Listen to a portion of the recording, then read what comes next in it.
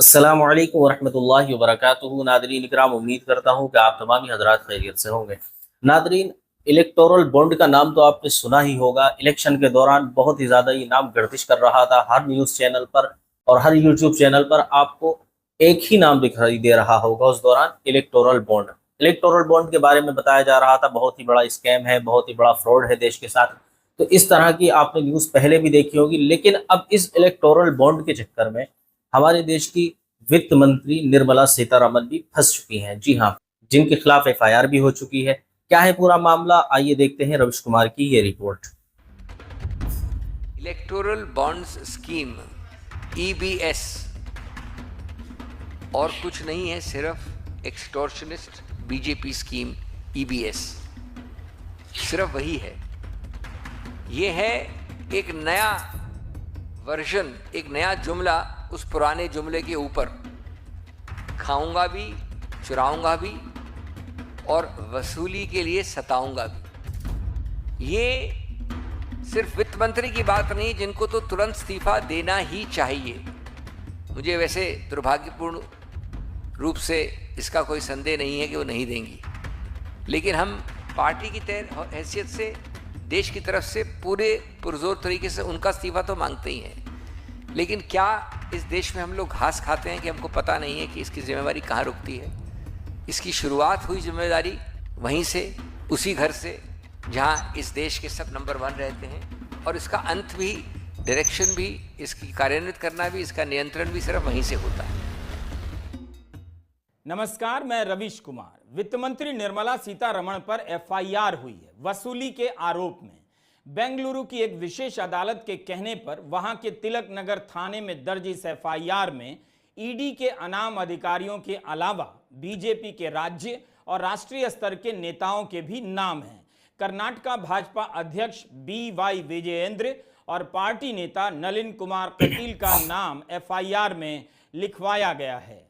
कर्नाटका के मुख्यमंत्री सिद्धारमैया के खिलाफ मैसूर शहरी विकास प्राधिकरण साइट आवंटन मामले में एफआईआर दर्ज हुई है, जिसके बाद से भाजपा उनका इस्तीफा मांग रही है। सिद्धारमैया ने कह दिया वे इस्तीफा नहीं देंगे, मगर उनका यह भी कहना है कि बीजेपी की ही मांग के तर्ज पर वित्त मंत्री निर्मला सीतारमण को इस्तीफा दे देना चाहिए, जिस पर जेडीएस नेता और केंद्रीय मंत्री HD कुमारस्वामी ने कहा है कि निर्मला सीतारमण को इस्तीफा क्यों देना चाहिए। क्या चुनावी बॉन्ड का पैसा सीतारमण के निजी खाते में गया है? क्या उन्होंने सत्ता का दुरुपयोग किया है और आपकी तरह खुद को लाभ पहुंचाया है? वित्त मंत्रालय, ईडी और बीजेपी के नेताओं के खिलाफ एफआईआर क्या इसी राजनीति का नतीजा है? कांग्रेस के खिलाफ एफआईआर तो बीजेपी के खिलाफ एफआईआर। कांग्रेस ने अपनी प्रेस कॉन्फ्रेंस में इस पर बार बार जोर दिया कि यह एफआईआर कोर्ट के कहने पर हुई है। केंद्र सरकार पर यह पहली बार आरोप नहीं लगा है। आरोप लगता है कांग्रेस प्रेस कॉन्फ्रेंस करती है और खबरें यहां वहां छपकर या नहीं छपकर समाप्त हो जाती हैं। वित्त मंत्री पर वसूली का आरोप लग जाए, खुद वित्त मंत्री को प्रेस कॉन्फ्रेंस करनी चाहिए ताकि पत्रकार लगे हाथ उनसे माधवी बुच के बारे में भी सवाल कर सकें। कांग्रेस ने निर्मला सीतारमण से इस्तीफे की मांग की है, लेकिन वित्त मंत्री ने तो तब भी इस्तीफा नहीं दिया जब यह वीडियो वायरल हुआ। कोयंबटूर के बिजनेसमैन श्रीनिवास वित्त मंत्री के सामने खड़े होकर माफी मांग रहे हैं। कसूर क्या था इनका? यही कि वित्त मंत्री के सामने भरी सभा में जीएसटी की परेशानी सुना दी और लोग हंस दिए। यह वीडियो वायरल हुआ और बहस हुई, लेकिन वित्त मंत्री ने कुछ नहीं कहा, ना इस्तीफा दिया। यह वीडियो बीजेपी के ही सदस्य ने रिकॉर्ड किया। बीजेपी के ही एक अन्य सदस्य ने फेसबुक पर इसे पोस्ट किया, उसे पार्टी से निकाल दिया गया है। वित्त मंत्री ने परवाह तक नहीं की कि इस घटना पर प्रेस कॉन्फ्रेंस करें और बताएं कि क्या हुआ था। कांग्रेस की प्रेस कॉन्फ्रेंस हुई और राहुल गांधी ने भी इसका जिक्र किया कि जीएसटी को लेकर परेशानी थी, सामान्य सी बात थी, मगर लोगों की समस्या सुनना बीजेपी की संस्कृति का हिस्सा नहीं है। कुल मिलाकर एक बिजनेसमैन को वित्त मंत्री के सामने हाथ जोड़कर माफी मांगते हुए तो सबने देखा, लेकिन क्या सिर्फ एक एफआईआर के दम पर यकीन किया जा सकता है कि वित्त मंत्री खुद वसूली में शामिल रही होंगी? हम अभी केवल उनकी बात कर रहे हैं। इसी केस में आरोप ईडी पर भी है, उसकी भी बात करेंगे। पहले सुनते हैं कांग्रेस सांसद अभिषेक मनु सिंघवी ने क्या कहा। एक एक जांच होती है प्राथमिक रूप से, उस जांच के आधार पर न्यायालय, न्यायाधीश किसी भी दर्जे का हो जिसके पास अधिकार क्षेत्र है, वो उसको सोच समझ के एक आदेश देता है कि इसमें प्रथम दृष्टीय रूप से एक दंडनीय चीज हुई है, एक ऑफेंस है, प्राथमिक रूप से ये प्रावधान है जो इसमें उठ सकते हैं, आप इसको देखकर तुरंत एफआईआर दायर कीजिए। और यही हुआ, यही प्रक्रिया हुई कर्नाटक में इस एफआईआर में। एफआईआर में क्या कहा गया है? एक्यूज्ड 1 वित्त मंत्री, accused 2 ED officials, accused 3 BJP officials, accused 4 Nalin Kumar Kateel and other constitutional office bearers. इसका भी आपको एक्सट्रैक्ट दे रहे हैं, ट्रांसलेशन दे रहे हैं इसका भी आप। Conspired and extorted more than 8,000 crores from the CEO and MD of MNC and TNC corporate companies in the name of electoral bonds. Accused A1 with the help of A2 has made thousands of crores of money in a secret way for the benefit of A3 at the national level and accused 4 at the Karnataka state level. A1, that is the Honorable Finance Minister, raided and seized several corporate companies by using accused A2 and seized CEOs and MDs of the corporate companies. Fearing the attack of accused A2, many corporate companies were forced to buy electoral bonds worth crores. उसके बाद नाम दिए हैं, आंकड़े दिए हैं, 230 करोड़ एक case में और कई करोड़, सब लिखा है एफआईआर में। और अंत में लिखा है कि इन प्रावधानों के अंतर्गत, इन आईपीसी और आजकल जो नई संहिता है उसके अंतर्गत ये आरोप बनता है। और कुल आंकड़ा है 8,000 करोड़ का। मैं ये कहना चाहता हूँ कि इसमें से खैर सब उच्चतम लोगों के नाम भी हैं, भारतीय जनता पार्टी के संबंधित लोग हैं, लेकिन ये सर्वविदित है कि वित्त मंत्री का ना अधिकार क्षेत्र है, न हिम्मत है, न पूरा वो अकेली कर सकती हैं। इसका आदेश, इसकी संरचना, इसका कार्यान्वित करना सब कुछ सिर्फ एक जगह से होता है। हम जानते हैं नंबर 1 कौन है, नंबर 2 कौन है, हम जानते हैं कि कैसे हुआ, क्यों हुआ, किसके आदेश में हुआ, किसके निरीक्षण परीक्षण में हुआ।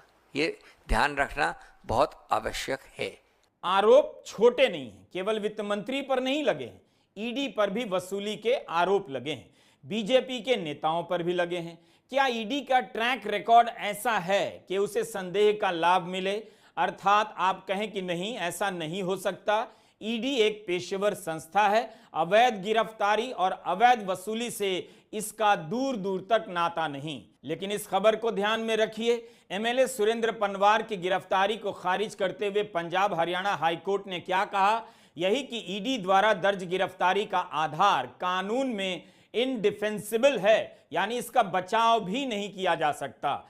यह पिछले हफ्ते की बात है। अवैध रूप से एक विधायक को उठाकर जेल में डाल दिया गया, 68 दिनों तक जेल में रहे। पूरा केस हाईकोर्ट में ही ध्वस्त हो गया और सुरेंद्र पनवार को बरी कर दिया गया। अवैध रूप से ईडी ने संजय राउत को भी गिरफ्तार किया, 100 से अधिक दिनों तक जेल में रहे। कोर्ट ने कहा है कि ईडी ने सुरेंद्र पनवार को अवैध रूप से गिरफ्तार किया है। 68 दिनों में ही ईडी का यह केस समाप्त हो गया। तब तो वित्त मंत्री निर्मला सीतारमण ने ईडी के किसी अफसर के खिलाफ कार्रवाई नहीं की, तो क्या एक एफआईआर को लेकर वित्त मंत्रालय जांच करेगा कि ईडी के किन अफसरों ने कंपनियों पर कथित रूप से इलेक्टोरल बॉन्ड खरीदने के लिए दबाव डाले? कैसे मुमकिन है? ईडी की जांच होगी और वित्त मंत्री की नहीं होगी, यह कैसे संभव है?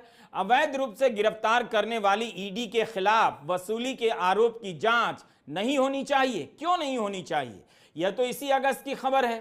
सीबीआई ने ईडी के एक अधिकारी को अरेस्ट कर लिया क्योंकि वह मुंबई के एक सुनार से 20 लाख वसूल रहा था। संदीप सिंह सीबीडीटी में सहायक निदेशक थे, पकड़े गए। आपको ऐसी कई और खबरें मिल जाएंगी। इसी मामले में ईडी के एक अन्य अधिकारी आलोक कुमार पंकज की भी जांच हो रही थी, मगर पूछताछ के कुछ दिनों के बाद उन्होंने अपनी जिंदगी समाप्त कर ली।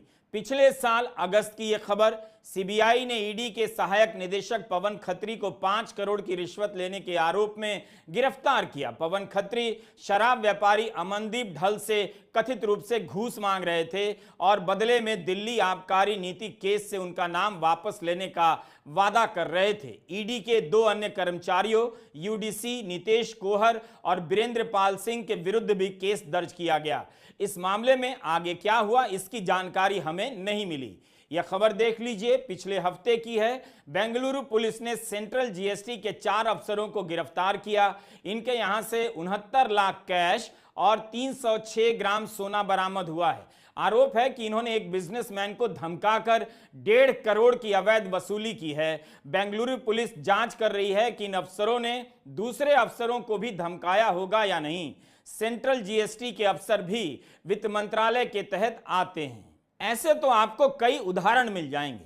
क्या यह कोई 7वां अजूबा है? ईडी पर आरोप लगना कि इसके अफसरों ने इलेक्टोरल बॉन्ड खरीदने के लिए कथित रूप से धमकाया होगा। हो सकता है कि बड़ी कंपनियां आराम से खंडन भी कर दें कि ऐसा बिल्कुल नहीं हुआ, हमने खुशी खुशी 200-300 करोड़ का चंदा यूं ही दे दिया। लेकिन आप इस विभाग का ट्रैक रिकॉर्ड भी तो देखिए। अवैध वसूली और अवैध गिरफ्तारी के मामले में जब ईडी के खिलाफ अवैध रूप से गिरफ्तारी के आरोप सही पाए जा चुके हैं, कोर्ट ने पाया है, तो इसके अफसरों पर वसूली के आरोपों की जांच क्यों नहीं होनी चाहिए? इसके अफसर रिश्वत लेते हुए गिरफ्तार किए गए हैं। रिश्वत लेना भी वसूली है। बेंगलुरु में एफआईआर कोर्ट के कहने पर हुई है। एफआईआर करने वाली संस्था जन अधिकार संघर्ष परिषद के सह अध्यक्ष आदर्श आर अय्यर ने अपनी शिकायत में कर्नाटका भाजपा अध्यक्ष बीवाई विजयेंद्र और पार्टी नेता नलिन कुमार कतील का भी नाम लिया।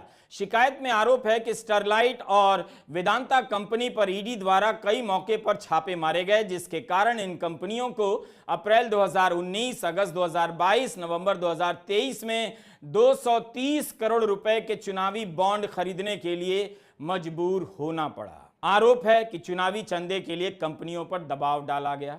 कंपनियों ने अपनी तरफ से आरोप नहीं लगाए हैं, लेकिन जब बीजेपी एफआईआर के दम पर इस्तीफा मांग सकती है, तब फिर विपक्ष इसे उठाने से क्यों चूक जाए? खासकर तब जब आरोप केवल वित्त मंत्री पर नहीं बल्कि उनके विभाग के तहत आने वाली ईडी पर लगे हैं, जिसके बारे में कोर्ट के तमाम फैसले अब आपके सामने हैं। शिवसेना उद्धव ठाकरे के नेता संजय राउत ने कहा है कि ईडी भाजपा की कलेक्शन एजेंट है। बीजेपी के खाते में जो पैसा गया है और जाता है, सब ईडी के माध्यम से जाता है। एजेंट को वसूली का टारगेट दिया जाता है। ईडी और सीबीआई इस देश की सबसे भ्रष्ट संस्थाएं हैं और ये भाजपा नेताओं की मिलीभगत से है। इसके लिए पीएम और वित्त मंत्री उत्तरदायी हैं। सुप्रीम कोर्ट ने इलेक्टोरल बॉन्ड को असंवैधानिक कहा।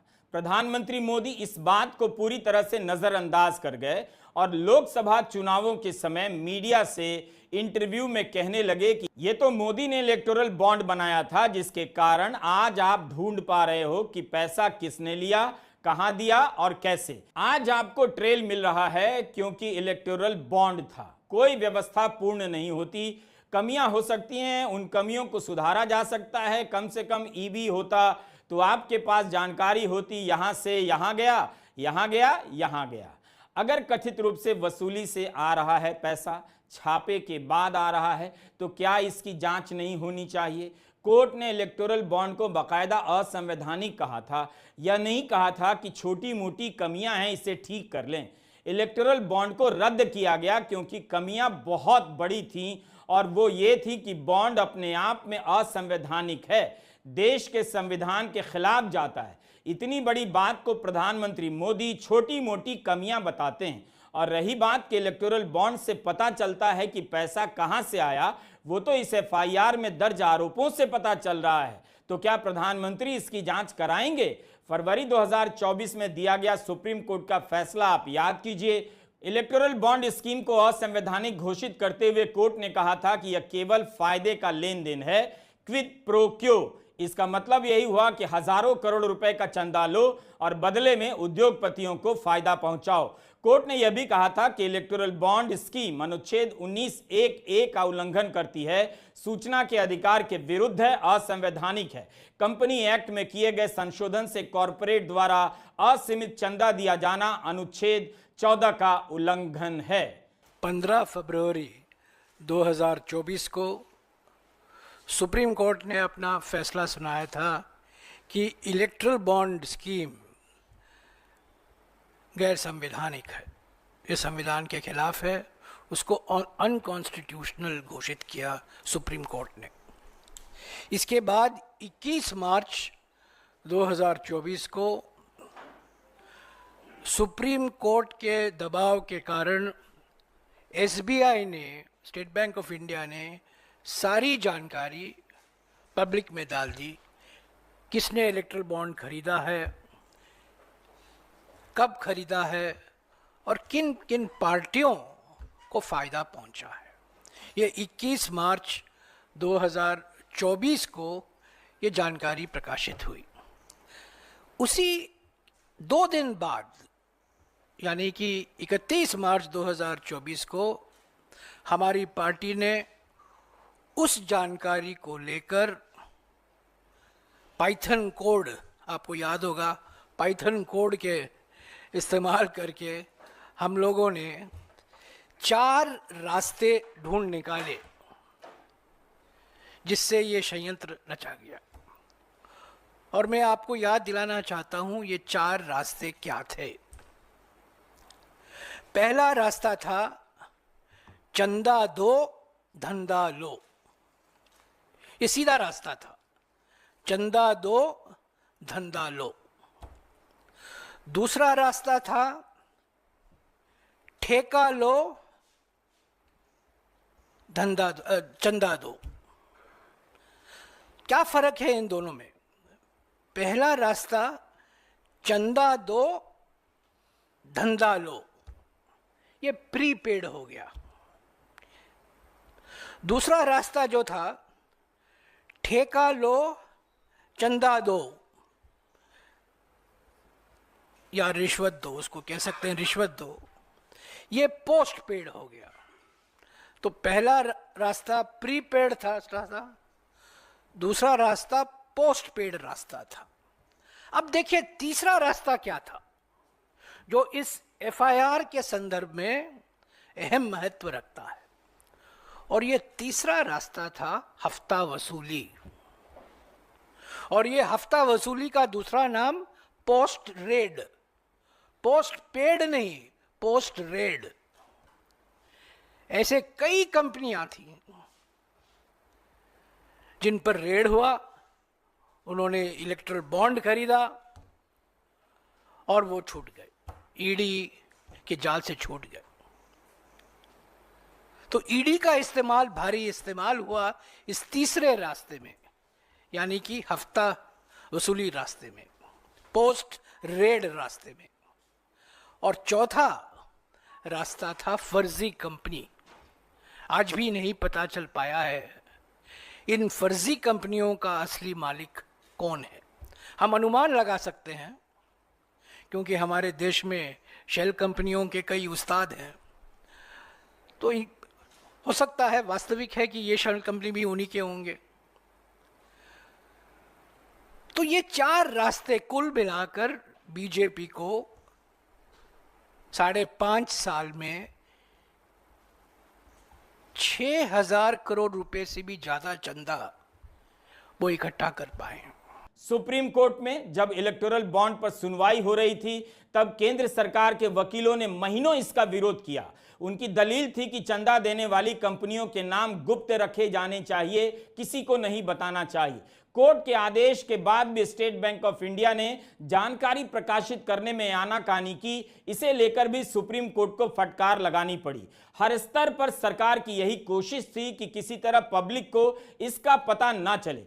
कितनी ही रिपोर्ट आई कि बॉन्ड का चंदा किसके पास गया, जेल से रिहा होने के बाद बॉन्ड खरीदा गया या बड़ा हिस्सा बीजेपी को गया। सवाल है कि क्या एफआईआर के बाद आगे की कार्रवाई होगी? वित्त मंत्री बयान देने के लिए आगे आएंगी या अधिकारी उनका दरवाजा खटखटाएंगे? पहला पैटर्न यह है कि आपने कब लिया इलेक्टोरल बॉन्ड, किस तिथि पे लिया, कितने का लिया, उस लेने के पहले कितनी बार दस्तक दी आपके दरवाजे पे ईडी ने और आईटी ने, उस दस्तक के बाद आपको कितनी प्रताड़नाएं सहनी पड़ी, कभी जेल के अंदर या जेल के बाहर, और उसके बाद ये जादुई छड़ी हुई कि आपने खरीदा इलेक्टोरल बॉन्ड, आपने स्वतः खरीदा, ये आपको विश्वास दिलाया जा रहा है, स्वतः इन्वर्टेड कॉमर्स में है। इलेक्टोरल बॉन्ड खरीदा और उस जादुई छड़ी के बाद या तो आप रिहा हो गए या आपके पूरी कार्रवाई पे ढील दी गई। इसके ये तीसरा पक्ष है। इसके उदाहरण दसों हैं। मेरे काबिल मित्र आपको कई उदाहरण देंगे। एक उदाहरण है गेमिंग के विषय में, हैदराबाद से है। दूसरा उदाहरण है उन व्यक्तियों का जिनके केसेस आपके सामने आए, वो भी हैदराबाद से हैं। उनमें से कोई अप्रूवर बना, किसी ने किस्सा कहानी सुनाई पहले बिल्कुल विपरीत बोलने के बाद, और अंत में उनको छोड़ा गया या बेल मिली इलेक्टोरल बॉन्ड्स बहुत बड़े बड़े अमाउंट्स के खरीदने के बाद। तीसरा उदाहरण एक ऐसी कंपनी का है जिसको लगता है वो एक ही कंपनी है जो सभी इंफ्रास्ट्रक्चर कॉन्ट्रैक्ट्स ले लेती है भारत सरकार के। जम्मू कश्मीर से लेकर दक्षिण तक जो बड़े बड़े कॉन्ट्रैक्ट्स होते हैं वो वही लेती है। इसने लगभग 1000 करोड़ या 900 करोड़ का आंकड़ा एक कंपनी का इलेक्टोरल बॉन्ड्स खरीदे हैं। कई कार्रवाई हो रही हैं, हुई, चली, रुक गई, थम गई। उसके बाद इस प्रकार की और कंपनियां हैं आंध्र प्रदेश में, मैं तेलंगाना की बात नहीं कर रहा हूं जहां के और उदाहरण थे, दक्षिण में, इत्यादि इत्यादि। और कई तो ऐसे उदाहरण हैं, ये सब आपको हम एक लिखित रूप में देंगे, छपा हुआ है, आप ही लोगों ने छापा है। एक ऐसे ग्रुप की है जिसका पूरा का पूरा पेड अप कैपिटल, पूरा का पूरा पूंजी, पूरा का पूरा जो उसकी क्षमता है वो एक आंशिक रूप से 100 करोड़ की भी नहीं होगी।